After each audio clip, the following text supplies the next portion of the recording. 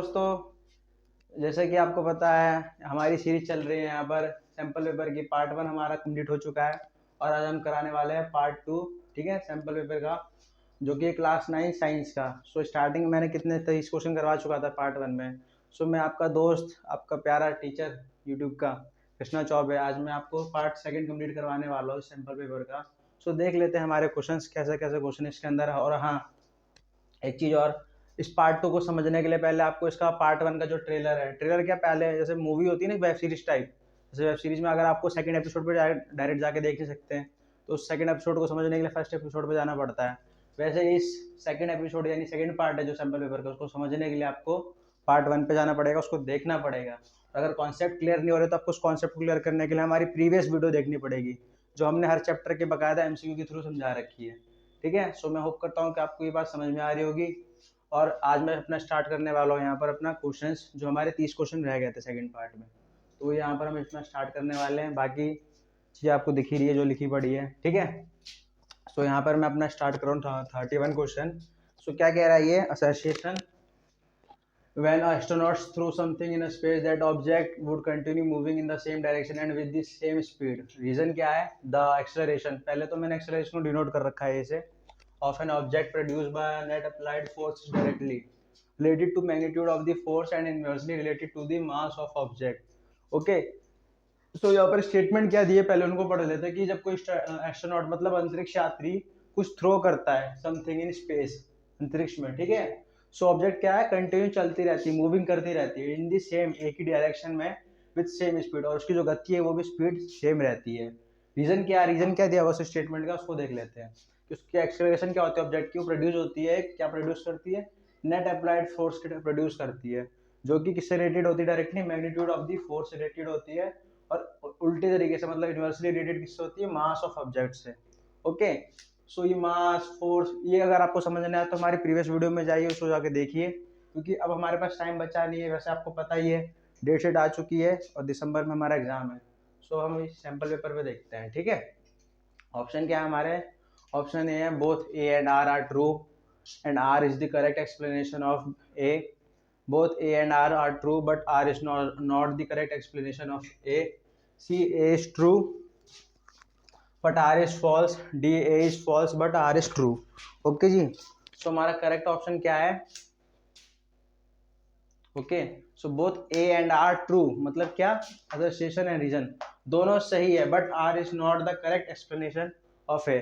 But जो ये reason है ये इसका करेक्ट एक्सप्लेनेशन सही है, मतलब क्या, दोनों की स्टेटमेंट सही है हमारी, ठीक है, दोनों ट्रू है, बट जो इसका एक्सप्लेनेशन दे रहा है, जो इसका रीजन दे रहे हैं, वो रीजन यहाँ पर वैलिड नहीं है, इनवैलिड है। दैट्स व्हाई हमारा ऑप्शन बी इज करेक्ट। 32 पे आ जाओ। 32 क्वेश्चन क्या कह रहा है, देख लो। Association, cell vomiting process occurs in cell to remove undigested substance, secrete hormones, enzymes and transport various substances. Reason क्या दे रहा है, cell vomiting is a process in which the waste materials from the cell are extracted through the plasma membrane by diffusing the vessels. Okay, तो समझ लो question क्या कह रहा है, सेल वॉमिटिंग प्रोसेस मतलब सेल को जब निकलना कब होता है मतलब वो कब रिमूव होता है, जब अनडाइजेस्टेड मतलब जो बचा हुआ सब्सटेंस नहीं आता, और वो किनसे अलग होता है, हार्मोन्स, एंजाइम्स, ठीक है, और कहाँ का ट्रांसपोर्ट होता है, वेरियस सब्सटेंस, जितनी भी पदार्थ है उसके अंदर सब में वो ट्रांसपोर्ट होता रहता है। ये इसकी स्टेटमेंट है। अब इसमें रीजन क्या दे रहे हैं हमको देख लेते हैं, क्या रीजन दिया पड़ा है इस स्टेटमेंट का। Cell vomiting is a process in which the waste material, ये कौन सा प्रोसेस जिसमें वेस्ट मटेरियल कहाँ से निकलते हैं, फ्रॉम द सेल से, and are extracted through the plasma membrane by diffusing the vessels, और किससे निकाले जाते हैं, प्लाज्मा मेम्ब्रेन से, कैसे, वेसल्स को डिफ्यूज करके। ये इसका रीजन दिया हुआ है इस स्टेटमेंट का। तो ऑप्शन क्या है हमारे, ऑप्शन है both A and R true and R is the correct explanation of A. B क्या दे रखा है, both A and R true but R is not the correct explanation of A. C option क्या है हमारा, A is true but R is false. Option D क्या है हमारा, A is false but R is true. Okay, ये चार option दे रखे हैं, देख लो आप चाहे तो। ठीक, हमारा जो करेक्ट ऑप्शन जो है वो है हमारा option A, both A and R are true, दोनों ही सही है statement, and R is the correct explanation of A. क्योंकि यहाँ पर जो ये लाइन लिखी पड़ी है वो उसकी करेक्ट बात बैठते हैं यहाँ पर, मतलब ये जो बात कही जा रही स्टेटमेंट उसके लिए रीजन बिल्कुल वैलिड है। दैट्स व्हाई हमारा ऑप्शन ए इज करेक्ट। ठीक है, अब हम चलते हैं अपने नेक्स्ट क्वेश्चन पे। लेते हैं अपने 33 क्वेश्चन को। ये क्या कह रहा है? Most of plant tissue are dead. Okay, कह रहा है बहुत से प्लांट टिश्यू क्या है, मर जाते हैं, सारे जिंदा ही नहीं बचते हैं कभी भी। ठीक है। रीजन क्या दे रहा है इसका? Due to the sedentary existence of plants and dead cells. क्या कह रहा है? क्योंकि उनकी सेडेंटरी एग्जिस्टेंस ऑफ प्लांट्स, उनकी प्लांट्स की वजह से और उनकी डेड सेल्स की वजह से, मरे हुए सेल्स की वजह से। ठीक है, ये इनका रीजन है। तो क्या कह रहा है? ये provide mechanical strength more easily. उनको जो मैकेनिकल स्ट्रेंथ है, ठीक है, मशीन वाली जो स्ट्रेंथ होती है, जैसे कहते हैं मैकेनिकल स्ट्रेंथ, वो क्या इजीली प्रोवाइड करवा रहा है, more easily than live ones and need less maintenance. और उन्हें जो रख रखाव का जो वो लग रहा है वो बहुत कम लग रहा है। ठीक है, कम उन्हें जरूरत पड़ रही है मेंटेनेंस की। सो ऑप्शंस क्या दे रहे हैं हमारे पास? Both A and R true और is the correct explanation of A B. ये लाइन यहाँ से लेके आपकी सेम है, बट इसलिए मैंने इसको यहाँ डिनोट कर दिया शॉर्ट में। ठीक है, क्योंकि ये लाइन बार बार लिखने से बढ़िया हम शॉर्ट में ऐसे बता दें। But R is not the correct explanation of A. C क्या कह रहा है? A is true but R is false. D क्या कह रहा है? A is false but R is true. So जो हमारा करेक्ट यहाँ पर ऑप्शन है वो है ऑप्शन ए। क्यों? क्या लिखा है यहाँ पर? Both A and R true, A and R true but R is the correct explanation of A. और जो ये आर है, जो इसका रीजन दिया हुआ है स्टेटमेंट ए का, वो वैलिड रीजन है, दैट्स वाई। ठीक है, क्योंकि यहाँ पर ये लाइन इसको पूरी करेक्ट बैठा रही है। ओके, अब 34 क्वेश्चन को देख लेते हैं। ये क्या कह रहा है? When the displacement of a body is directly proportional to the square, यहाँ पर मैंने शॉर्ट में डिनोट कर दिया स्क्वायर को SQ से, of time, then the body is moving with the uniform acceleration. Okay, और इसका रीजन क्या दे रखा है? रीजन को आर में डिनोट कर रखा है। The slope of velocity time graph with the time axis gives acceleration. Okay, so options क्या है हमारे पास? Both A and R true, R is the correct explanation of A. ठीक है, बी क्या है? Both A and R true, A and R true but R is not the correct explanation of A. ठीक है, C क्या कह रहा है? A is true but R is false. D A is false but R is true. मतलब कुल मिला के बातें फॉल्स ट्रू चल रहा है, बट हम इन सब पे नहीं जाना है। हमें देखना है कि इसका जो एक्सप्लेनेशन और रीजन दिया हुआ है, ठीक है, स्टेटमेंट किसके साथ मैच खा रही है, कौन सी इसके साथ करेक्ट एक्सप्लेनेशन है। ठीक है, वो देखनी है हमें, ये फॉल्स ट्रू नहीं देखना अभी के लिए। सो जो हमारा करेक्ट ऑप्शन है यहाँ पर वो है हमारा ऑप्शन बी। क्या? कि both A and R true, statement भी ट्रू है, उसका रीजन भी ट्रू है, दोनों ठीक है। ठीक है, but R is not the correct explanation of A. But जो यहाँ पर उसका रीजन दिया हुआ है, क्या रीजन दिया? कि the slope of velocity time graph will the time axis gives A, acceleration provide करता है, वो क्या है? इसका करेक्ट एक्सप्लेनेशन नहीं है। किसका? स्टेटमेंट ए का। ओके, अब हम देखते हैं अपने 35 क्वेश्चन। ये क्या कह रहा है? और plasma membrane is selectively permeable. Reason क्या है इसका? Plasma membrane allows some molecules to pass through it more easily than others. Okay, so options क्या है हमारे पास गिवन? ऑप्शन ए है both A and R are true and R is the correct explanation of A. B क्या है? Both A and R true but R is not the correct explanation of A. C क्या है? A is true but R is false. D क्या कह रहा है? A is false but R is true. थोड़ा सा माफ़ी चाहूँगा यहाँ पर, बट कोई दिक्कत नहीं, लाइट की थोड़ी सी प्रॉब्लम हो रही है, so try to understand. Last क्या है? A is false but R is true. So इस लाइन का हमारा क्या स्टेटमेंट है कि प्लाज्मा मेम्ब्रेन क्या है? सिलेक्टिवली होता है, परमेबल होता है, ठीक है, स्ट्रॉन्ग जिसे कहते हैं। और इसका रीजन क्या दिया है? कि ये प्लाज्मा मेम्ब्रेन इनको अलाउ करता है सब मॉलिक्यूल्स को to pass through it more easily than others, कि इनके जरिए जल्दी से गुजर जाए बाकी के मुकाबले। ठीक है, सो जो हमारा करेक्ट ऑप्शन है वो क्या है हमारा? Option A is correct. क्या कह रहा है option A? Both A and R are true, इसका स्टेटमेंट मतलब एसोसिएशन और रीजन दोनों ही ट्रू है and R is the correct explanation of A. और जो इसका रीजन दिया हुआ है उस स्टेटमेंट ए की बिल्कुल करेक्ट एक्सप्लेनेशन है। ठीक है, रीजन आपको मैंने पढ़ के सुना दिया, पढ़ के सुना दिया। ठीक है, अब हम चलते हैं अपने नेक्स्ट क्वेश्चन पे, तब तक इनको देखते रहो आप।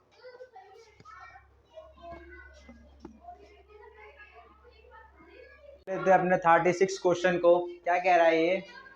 व्हाट ही सेज और what is the question says, a student by mistake mixed iron filings and sulphur powder, he wanted to separate them from each other, the method you would advise him to use it dissolve the mixture in. कह रहा है कौन से method से इसको dissolve कर सकता है, घोल सकता है। ठीक है, मतलब पूरा प्रोसेस क्या कहते हैं उसे, एक फिजिकली है, फिजिकली मतलब कह सकते हैं प्रैक्टिकली, थ्योरेटिकल बेस्ड नहीं है, प्रैक्टिकली क्वेश्चन है वो। ओके, सो जो हमारा करेक्ट ऑप्शन है, ऑप्शन देख लो पहले क्या है, carbon disulphide, B kerosene, C cold water, D boiling water.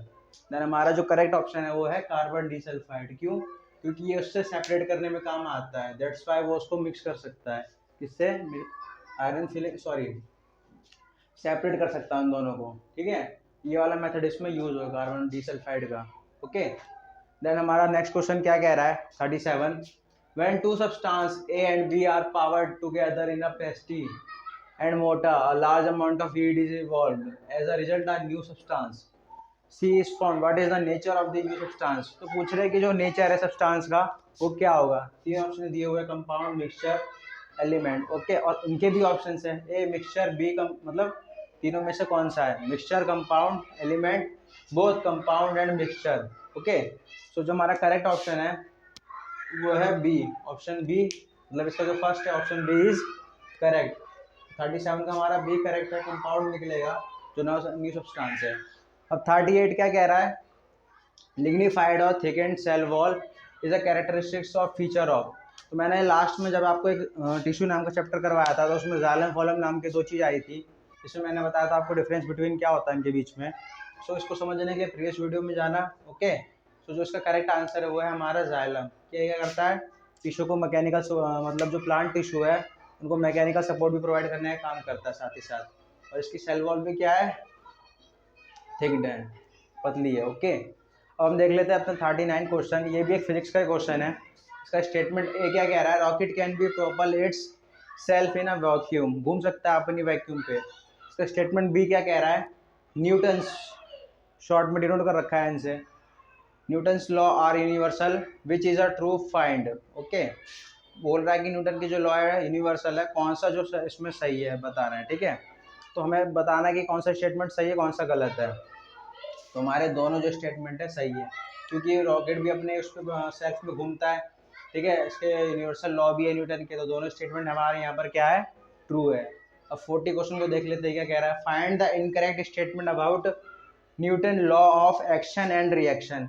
Law of action and then reaction, ये शॉर्ट में डिनोट है, and action and reaction. So जो एक्शन एंड रिएक्शन है वो किसके बराबर में होता है, जैसा कि मैंने आपको मोशन वाले चैप्टर में करवाया था तो उसमें बताया था कि 3 लॉ होते हैं, तो उसमें हमारा ये जो लॉ है उसके बारे में पढ़ लेते हैं। तो हमारा ऑप्शन ए है, are equal in magnitude, option B act on the same bodies, option C act simultaneously, option D are different in direction. So ये क्या है, सेम बॉडीज पर एक्ट करते हैं, दैट्स वाई यहाँ पर ये एक्शन एंड रिएक्शन का काम करता है। सो हम बॉल फेंक के मारेंगे तो किसी और हमारे दोस्त को नहीं लगेगी, हमें ही लगेगी, ठीक है, that's why option B is correct. Next पे चलते हैं। अब हम अपने 41 क्वेश्चन को देख लेते हैं थोड़ा। ये क्या है 41 क्वेश्चन हमारा, ये है मैचिंग वाला, ठीक है, इसमें हमें मैच करना, बताना है कौन सा किसके साथ करेक्ट बैठ रहा है। ओके, सो हमारा ए क्या है, prokaryotic cells, B eukaryotic cells, C virus, D पैरानोजोम्स।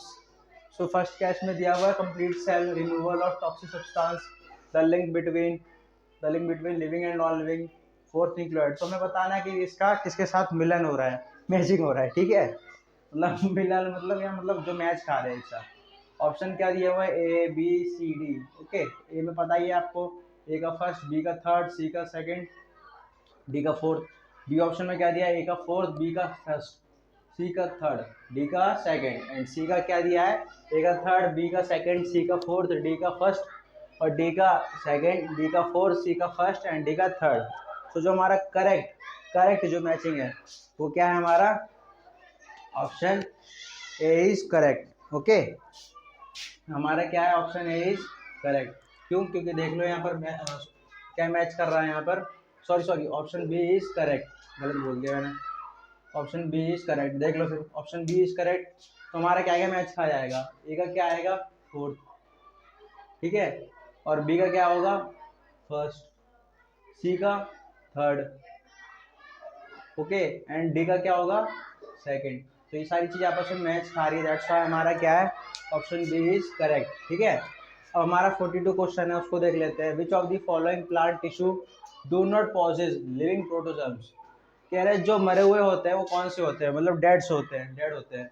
Colic नाम तो डेड नहीं होता, ना ट्रैकिया होता है, ना एपिडेर्मिस होता है, स्क्लेरेंगिनामा होता है जो कि डेड होता है, डेड लिविंग, डेड सेल्स होते हैं, डेड टिश्यू होते हैं, ठीक है। दैट्स वाई यहाँ पर लिखा है जो जिंदा नहीं है, लिविंग नहीं है। अब फिर से मैचिंग आ गई है हमारी, फिर से मैचिंग देख लेते हैं। मैचिंग में क्या है, क्या क्या मैच कर रहा है इसमें देख लेते हैं।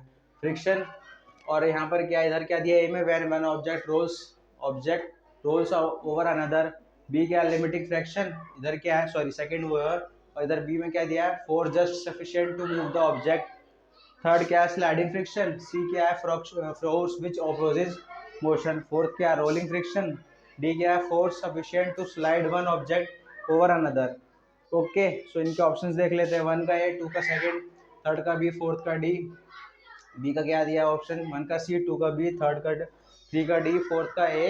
सी का क्या दिया है, 1 का बी, 2 का डी, 3 का ए, 4 का सी। एंड डी ऑप्शन क्या दिया है, 1 का डी, 2 का ए, 3 का सी, 4 का बी। ये मत करते रह जाना, ठीक है, और आंसर ही पता करते रहा करो, ठीक है। 1 का डी, ऐसे थोड़ी ना पढ़ना है हमें पता भी होना चाहिए। जब फ्रिक्शन हमें दे रखा है तो पहले ही पता चल जाना चाहिए किसका क्या होगा। ये तो बस मैं ऑप्शन बोल रहा हूँ, ठीक है। सो हमारा जो करेक्ट है वो क्या है देख लो। फ्रिक्शन किससे मैच होगा, ये होगा हमारा, इसकी क्या निकलती है definition, force which opposes motion, जो मोशन को पीछे कर दे उसको ढक्का हटा दो, ठीक है। और सेकंड का क्या है, लिमिटिंग फ्रिक्शन, ये किसके साथ मैच होगा, ये होगा हमारा force just sufficient to move the object, जो ऑब्जेक्ट को मूव कर सके, ठीक है, थोड़ी देर के लिए। और थर्ड का क्या है, स्लाइडिंग फ्रिक्शन, ये किससे मैच होगा देख लो, force sufficient to slide one object over another, जो किसी ऑब्जेक्ट को किसी और पर ढकेल दे। दैट्स वाई स्लाइडिंग का डी से। और फोर्थ रोलिंग का किससे होगा, रोलिंग फ्रिक्शन का, इसका होगा one object rolls over another, जो एक ऑब्जेक्ट पे दूसरे पे धकेले जा सके, रोलिंग कर सके। रोलिंग तो मतलब होता है ना कि ऐसे ऐसे गोल गोल घूम के जो जाते हैं धकेलते धकेलते, जो निंजा थोड़ी देखता है उसे पता होगा, शिशु मानू उसमें वो यही तो करता है, चॉकलेट रोल के लिए गोल गोल घूम के जाता है, ठीक है। तो हमारा क्या निकल के आ रहा है, ऑप्शन बी इज करेक्ट। अब 44 क्या है, अ मिक्सचर ऑफ दी, ये एफ ही है, इसका मतलब क्या, आयरन, शॉर्ट में डिनोट कर रखा है, ठीक है। ये सब याद होनी चाहिए हमें, साइन वाइन, आयरन का क्या है, गोल्ड का क्या है, ठीक है, ताकि आपको अगर क्वेश्चन आता है तो कर सको आप लोग। Filling set sulphur is heated on a hard boiling tube, which of the following will be observe. कह रहा है कौन से में ऑब्जर्व करा जाएगा, तो iron will be melt first, sulphur will be melt first. See the mixture become red hot without melting. D mixture सब लाइन। सो जो हमारा करेक्ट आंसर है वो क्या है, सल्फर। सल्फर क्या है, पहले ही पिघल जाएगा, और ये क्या है, प्रैक्टिकल क्वेश्चन है, सो दैट्स वाई पहले से ट्राई करना, ठीक है। और वो ही पहले हीट करेगा, कौन, सल्फर, बाकी सेपरेट हो जाएंगे। सो हमारा यहाँ पर कंप्लीट, आगे चलते हैं क्वेश्चंस पे। आ गए हम अपने क्वेश्चन 45 पे। क्या कह रहा है ये, मैचिंग वाले फिर से आ गए, मिलन वाले भैया। मिलन करा दिया जाए इनका कि नहीं कराए, कहो सखी कि मिलन कराए कि नहीं कराए। स्टार्टिंग से 45 क्वेश्चन पे देखते हैं, फिर से आ गए हमारे मिलन भैया। इनका क्या करना है, मिलन करा जाए, तो कहो सखी मिलन करा दे इनका मिलन। इन क्वेश्चनों का आपस में मिलन कराते हैं। आइए मिलन भैया का मिलन देखते हैं, कहाँ से क्या क्या मिलन हो रहा है। तो फर्स्ट है, substance retain their property. Second, elements are combined in a fixed proportion by mass. Okay, then third क्या कह रहा है, simple substance that can not be broken down. And fourth is smallest unit of compound, and here it is element, mixture, atom, D compound. And option is first का C, 2 का B, 3 का D, fourth का है B का है क्या, 1 का B, 2 का डी, 3 का है, 4 का सी। सी क्या है, 1 का डी, 2 का है, 3 का सी, 4 का बी। डी क्या है, 1 का ए, 2 का सी, 3 का बी, 4 का डी। सो अब मिलन कराते हैं मिलन भैया का, देख लिया जाता है। तो पहला क्या है, सब्सटेंस रिटेन देयर प्रॉपर्टी। वो कौन अपनी सब्सटेंस जो अपनी प्रॉपर्टी को रिटेन कर लेता है, रिटेन मतलब समझ रहे हो ना क्या, यहाँ पर आईपीएल वाला रिटेन नहीं है कि अपने प्लेयर्स को रिटेन करना है, यहाँ पर रिटेन करना है अपनी प्रॉपर्टीज को, ठीक है। तो कौन रिटेन कर रहा है यहाँ साइंस की लैंग्वेज में, सो क्या है हमारा इसका, ये हमारा रिटेन कर रहा है हमारा मिक्सचर। या कोई सीएसके की टीम नहीं है या फिर आरसीबी की टीम नहीं है, मिक्सचर अपनी प्रॉपर्टी रिटेन कर रहा है, ठीक है, वो मत समझ लेना। अब सेकंड एलिमेंट्स वाला क्या है, किसके साथ ये मिलन हो रहा है इसका, elements are combined in a fixed proportion by mass. Okay, so ये हमारा मिलन हो रहा है इनका कंबाइंड के साथ, सॉरी कंपाउंड के साथ, ओके। एंड थर्ड क्या, simple substance that can not be broken down, जो टूट नहीं पाते हैं, ओके। तो इनका मिलन किनके साथ हो रहा है, एलिमेंट के साथ, जो जल्दी टूट नहीं पाते हैं, वो टूट नहीं पाते नहीं, ये टूट नहीं पाते, रिकॉर्ड की बात नहीं कर रहा मैं। स्मॉलेस्ट यूनिट ऑफ कंपाउंड, अब बचा ध्वजा क्या है, कितना बचा, बस अब एक बचा है। चाहे अब तुम्हें आंसर पता है ना पता, थोड़ा सा कॉमन सेंस भी लगाओगे तो पता ही है, सारे तो हो चुके हैं।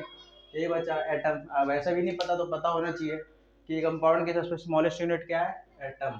सो हमारा ऑप्शन बी इज करेक्ट। अब पूछ रहे हैं कि सेल की ये क्या है, ये करने से मतलब क्या कि एनर्जी को कौन देता है। जैसे हमारी एनर्जी क्या है, पैसा, पैसे से क्या है, रोटी कपड़ा मकान आता है, वैसे ही सेल की एनर्जी क्या है हमारी, वो करेंसी, उसकी करेंसी एनर्जी क्या है वो बताना है। मतलब इन भैया को इनका पैसा कहाँ से मिलता है, मतलब इनका एनर्जी कहाँ से मिलता है, तो देख लेते हैं। A M P, B G T P, C A T P and D A D P. So हमारा करेक्ट है option A T P, option C. क्या है ये, एंडोसाइन ट्राइफॉस्फेट। ओके, ये इसकी फुल फॉर्म है। अब आओ देख लेते 47 पे। The cell wall of collenchymatic tissue are unevenly taken due to. कह रहा है कि कौन सी जो सेल मतलब कॉलिग्नामिक टिश्यू है जो उसकी सेल वॉल इसके से टूट जाती है। ठीक है, मतलब उनको स्ट्रॉन्ग करने में क्या इनकी मतलब प्रॉब्लम है, क्यों होती है, थिक हो जाती है इतनी जल्दी से। सो ए है both cellulose and protein, B pectin, C lignin and D cellulose. तो जो हमारा करेक्ट ऑप्शन है वो क्या है, हमारा ऑप्शन ए इज करेक्ट। ठीक है जी। अब 48 क्या कह रहा है, branch involuntarily muscles fibers are found in uterus, limbs, C heart, D tongue। Okay, so जो हमारा करेक्ट है वो क्या है, ऑप्शन सी। क्यों, क्योंकि ये जो मसल हमारी हार्ट पे प्रोवाइड होती है, जाके डायग्राम देख लेना हार्ट का। ठीक है, चैप्टर नंबर जो तुम्हारा बायोलॉजी के पार्ट के अंदर आएगा साइंस में। ठीक है, हार्ट वाला जाके डायग्राम देख लेना, मिल जाएगा। और 49 क्या कह रहा है, only metal that is liquid at room temperature. कौन सा मेटल है जो लिक्विड रूम टेम्परेचर पर रूम टेम्परेचर पर लिक्विड रहता है। Silver, gold, copper, mercury. So हमारा करेक्ट ऑप्शन है मरकरी। मरकरी एक ऐसा ओनली मेटल होता है जो रूम टेम्परेचर पर लिक्विड में रहता है। अब 50 क्या है, colourless gas with the smell of rotten egg. मतलब वैसे जो खराब से अंडे होते हैं, ठीक है, इज फाउंड इन। अभी group 1, group 4, group 3 and group 1 देख के क्या हो रहा है, देखो मैं समझाता हूँ ग्रुप में मतलब क्या डिवाइड हो रहा है। आप जा रहे हो साइंस में, आप साइंस का जो आपका थर्ड चैप्टर है, थर्ड क्या मतलब आगे अभी चैप्टर आगे 10th में जाओगे तो वहाँ पर क्या होता है कि एक पूरी क्लासीफाई होती है ऐसे करके। ठीक है, यहाँ पर गैस वाले, यहाँ पर लिक्विड वाले, यहाँ पर सॉलिड वाले जो मेटल्स है वो इसमें क्लासीफाइड होते हैं। तो उनमें ग्रुप बना होता है, ग्रुप 1, ग्रुप 2, ग्रुप 3। ठीक है, तो अगर आपको इसका डायग्राम देखना है तो क्या करना है, ये तो आप बुक में भी देख सकते हो या फिर आप क्या कर सकते हो, हम अपनी पीडीएफ डालेंगे लिंक में, वहाँ पर भी जाके ये डायग्राम देख सकते हो वहाँ पर। ठीक है, तो आपको अंदाजा हो जाएगा कि ये किस ग्रुप की बात कर रहे हैं। तो कलरलेस जो गैस है वो कहाँ पर मतलब जिसकी रोटन खराब है की जो फाउंड होती है कौन से ग्रुप में होती है, वो होती है हमारे ग्रुप सेकेंड में। सो अब चलते हैं अपने नेक्स्ट क्वेश्चन पे, जब तक ये देख लीजिए आप।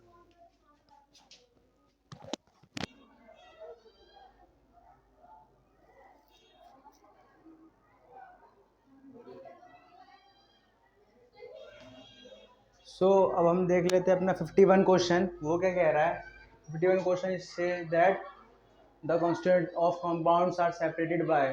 तो जो कॉन्स्टिट्यूट जो कंपाउंड के वो होते हैं, मतलब जो कॉन्स्टिट्यूट होते हैं वो किससे सेपरेट होते हैं। ठीक है, ऑप्शन ए है both chemical reaction and electrochemical reaction, B है इलेक्ट्रोकेमिकल रिएक्शन ओनली, सी है none of this and D है केमिकल रिएक्शन। जो ये कंपाउंड्स के जो उसके जो पदार्थ होते हैं, जो उसके कॉन्स्टिट्यूट होते हैं, जो उसके पार्ट्स होते हैं वो उससे सेपरेट होते हैं हमारे दोनों, केमिकल रिएक्शन से भी और इलेक्ट्रोकेमिकल रिएक्शन से भी। That's why option A is correct. अब पूछ रहे कौन साइंटिस्ट ने पहले एलिमेंट्स टर्म का यूज करा था। ओके, सो पहले साइंटिस्ट का नाम क्या है, एंटोनियो लॉरेंट, बी है रॉबर्ट बायलो, सी है Robert Brown, okay, and D none of this, कोई नहीं इनमें से। तो रॉबर्ट बाउल ने सबसे पहले एलिमेंट टर्म का यूज करा था। That's why option B is correct. And 53 question says that in diffusion there is a spontaneous movement of a substance from a region of dash concentration of a region where its concentration is। तो पूछ रहे उसकी concentration क्या है, क्या चीज़ की बात कर रहे हैं, मतलब क्या है, हाई है कि लो है, क्या चीज़ है। तो ऑप्शन ए है हमारा low low, option B high low, option C low high and option D high high.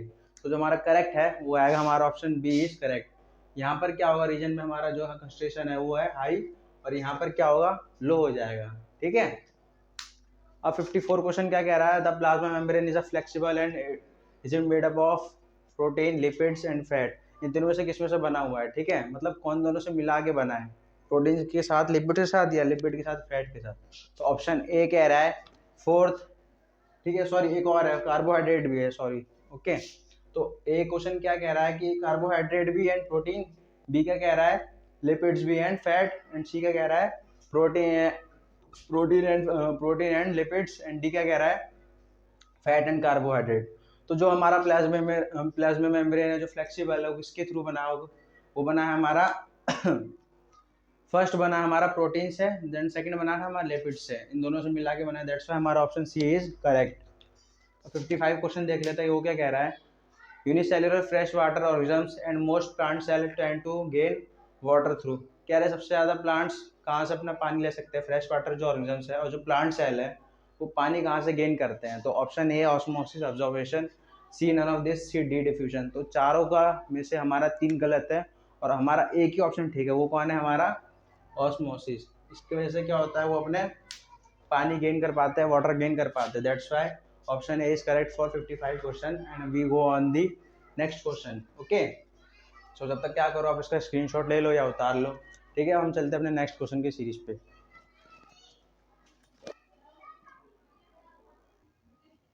तो अब हम अपने 51 क्वेश्चन को देख लेते हैं। कह रहा है कि कंपाउंड्स के जो पार्ट्स है वो किससे सेपरेट होते हैं।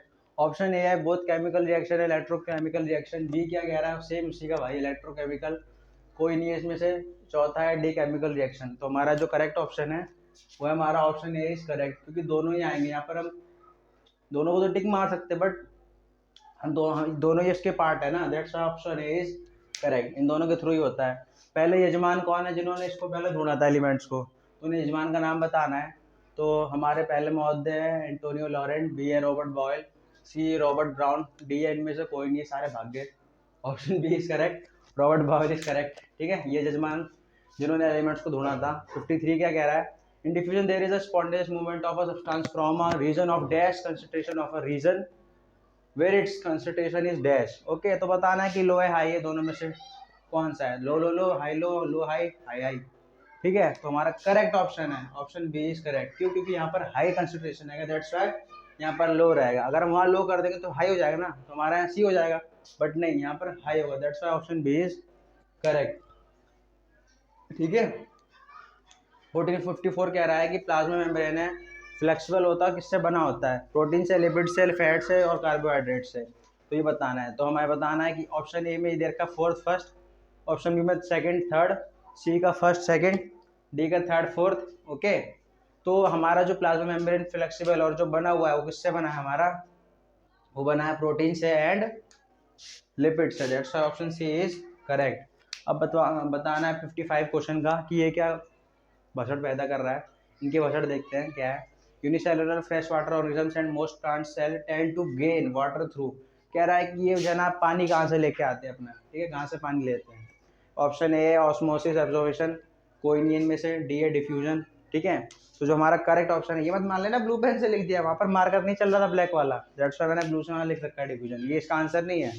हमारा आंसर है जो ऑप्शन ए इज करेक्ट। ऑस्मोस के थ्रू ये लोग अपना पानी पी पाते हैं, जिंदा बच पाते हैं, ठीक है, और अपने प्लांट्स को बचा पाते हैं, सेल्स को। तो इतना हमारा खत्म, चलते आगे की और, तब तक देखते रहिए नजर भी आ रही है। अब देख लेते हैं 56 क्वेश्चन क्या कह रहा है ये, the cell will shrink in which of the following solution. कह रहा है कौन से सॉल्यूशन में ये सेल जो चली जाती है, ठीक है, उसमें मतलब श्रिंक करती है। तो A an of this, B hypertonic solution, वो वाला टॉनिक नहीं है, ये वाला टॉनिक है, ठीक है, उस टॉनिक को मत समझ लेना, ठीक है एक टॉनिक और होता है वो वाला टॉनिक, ठीक है। तो बी है हाइपरटोनिक सॉल्यूशन, सी है आइसोटोनिक सॉल्यूशन, डी है हाइपरटोनिक सॉल्यूशन। तो जो हमारा करेक्ट आंसर है वो क्या है, ये हाइपोटोनिक है, वो है हाइपरटोनिक। ये डिफरेंस देख लेना है ऐसे टिक मारने से पहले, अंधों की तरह टिक मत मार देना डी पे। तो हमारा जो ऑप्शन बी है इज करेक्ट। अब देख लो 17 विच of the following is most likely not a case of uniform circular motion, जो सर्कुलर मोशन में नहीं माना जाता। तो इसका एक डायग्राम भी है, वो क्या हमने लिंक की जो पीडीएफ डाल रखी है इस पूरे क्वेश्चन आंसर्स की, ठीक है, तो उसमें इस क्वेश्चन का तुम्हें वो मिल जाएगा डायग्राम, तो जाके डायग्राम देख लेना। ऑप्शन ए है the motion of our hand on the dial of a clock, option B the motion of a racing car on a circular track, C A and B both and D इनमें से कोई नहीं। Okay, तो not a case of uniform circular motion, uniform circular motion की बात कर रहा है। अगर नॉन यूनिफॉर्म का होता तो क्या बोलते ये वाला हो जाता, बट यूनिफॉर्म को कह रहा है, that's why option B is correct. क्या बात कर रहा है इसमें, the motion of racing car on a circular track, racing car है सर्कुलर ट्रैक पे, तो वो किस में करेगी, यूनिफॉर्म सर्कुलर मोशन पे। अब देख लेते हैं 58, train is moving on a track through the speed of a train is constant, direction of motion और direction of a speed is changing continuously, so the train is exhibiting. So कुल मिला के क्या कह रहा है ये, हमें बताना है कि ट्रेन क्या है, ट्रैक पे मूव कर रही है, ठीक है। तो स्पीड ऑफ ट्रेन क्या है, कांस्टेंट है, डायरेक्शन क्या है उसकी, चेंज हो रही है बार बार। तो ट्रेन का बताना है क्या किस में चीज में है, ठीक है। तो ए है यूनिफॉर्म मोशन, बी है डिक्लेरेटेड मोशन, सी है नॉट नन ऑफ दिस, और डी एक्सेलरेटेड मोशन। तो ये है हमारी एक्सेलरेटेड मोशन पे। अब 59 को देख लेते हैं, cyclist goes around a circular track every 2 minute if the radius of the circular track is 105 metre, calculate speed. तो स्पीड निकाल ली, इससे पहले ही मैंने आपको न्यूमेरिकल कराया, तो ज़्यादा कुछ करना नहीं है, हमें टिक लगा देना सीधा। क्या है ऑप्शन है 5.8 ना, फिर 5.6 ये भी नहीं होगा, डी भी नहीं होगा। सो हमारा 5.5 मीटर पर second is correct answer of this question. Simple सा कैलकुलेशन, ज़्यादा इसमें दिमाग नहीं लगने वाला। 60 क्या है, क्या कह रहे हो कि सर जी आप ही करके दिखा दो। अरे भाई इससे पहले भी करके दिखाया, क्या करना चाहते हैं, स्पीड और उसको फॉर्मूला लगा देना, डिस्टेंस बाय टाइम डिवाइड कर दो, आ जाएगा, ठीक है, छोटा सा है ये। 60 क्वेश्चन क्या है, फाइंड करेक्ट स्टेटमेंट, हमें पता करनी है कि कौन सी स्टेटमेंट, कौन सी जो बात है वो सही है। पहली बात क्या कह रही है, the motion of the moon and the earth is an example of non uniform circular motion, ठीक है, एन और वाई लिख रखा है, मतलब नॉन यूनिफॉर्म। कह रहा है मून एंड अर्थ क्या है, हमारा नॉन यूनिफॉर्म सर्कुलर मोशन का एग्जाम्पल है। सेकंड बात क्या कह रही है, when the velocity of an object changes we say that the object is accelerating।